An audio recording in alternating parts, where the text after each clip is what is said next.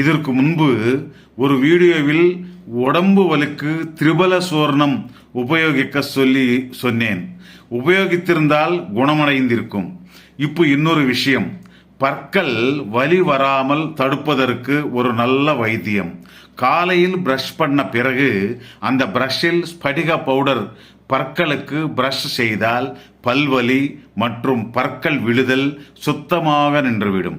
இது நாட்டு மருந்து கடைகளில் கொஞ்சம் படிகம் வாங்கி வந்து அதை பொடியாக செய்து கொண்டு டெய்லி பிரஷ் பண்ணும் பொழுது ஒரு டிராப் பிரஷில் போட்டுக்கொண்டு பிரஷ் செய்தால் பல்வலி பற்கள் ஆடுவது முற்றிலும் நின்றுவிடும். இது உண்மை.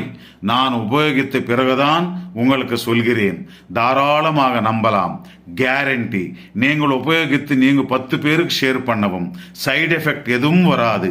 உண்மை உண்மை உண்மை நண்பங்களே.